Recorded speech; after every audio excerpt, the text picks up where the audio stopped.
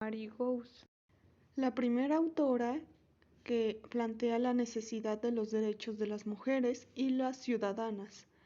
Ahora nos encontramos en una Francia prerevolucionaria.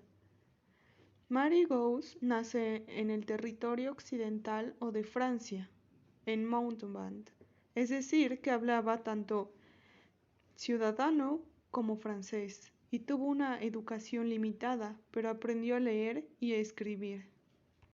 Se casó muy joven y tuvo un hijo, pero también se quedó viuda muy temprano, momento en el que decidió mudarse a París para encontrar un trabajo y poder mantener a su único hijo. Aunque parezca mentira y a pesar de su limitada educación, en París decidió dedicarse a escribir obras de teatro, pero en 1789 decidió volcarse de lleno a la Revolución Francesa. Escribía discursos, artículos y panfletos revolucionarios. En ellos plasmaba las ideas que ya había plasmado antes con el teatro.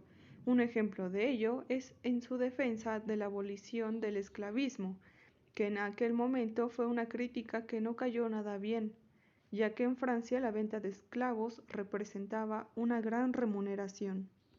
Una de sus obras de teatro, que ahora es conocida como La esclavitud de los negros, fue en esos años que también decidió escribir la Declaración de los Derechos de las Mujeres y las Ciudadanas, un texto que reproducía artículo a artículo la Declaración de los Hombres y los Ciudadanos, pero en clave inclusiva e igualitaria. En esta época, ella se da cuenta que los ideales de la Revolución Francesa se deja de lado a las mujeres y se aboga por un universalismo que realmente es muy limitado, ya que solamente incluye al hombre blanco en su declaración. Pedía el derecho a voto de las mujeres, el derechos políticos y legales. ¿Qué ventajas habéis obtenido de la revolución? Y es que esta es una cuestión que vemos que se repite constantemente en todas las luchas de izquierdas, que están a favor de la emancipación de la mujer, pero siempre dejan a esta cuestión como algo que vendrá con la emancipación de los hombres, es decir, como una cuestión de segundas, por desgracia.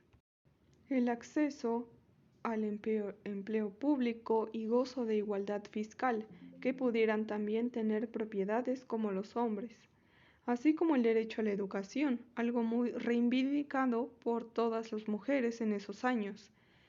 En el epílogo de la declaración dice esta frase: «Mujeres, despertar reconoce nuestros derechos, cuando dejaréis de estar ciegas».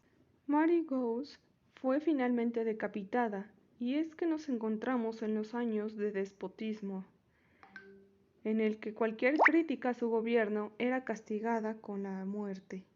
Resulta que Mary Goes siempre había sido una partidaria de una monarquía moderada, aunque se unió a la revolución con sus ideales. Cuando tuvo lugar a sus críticas, al gobierno no le gustaron y finalmente fue guillotinada en 1793. Creo que sería bastante interesante que como en los estudios de Revolución Francesa también se representa este texto de un debut de la Revolución Francesa por la libertad, la fraternidad y la igualdad.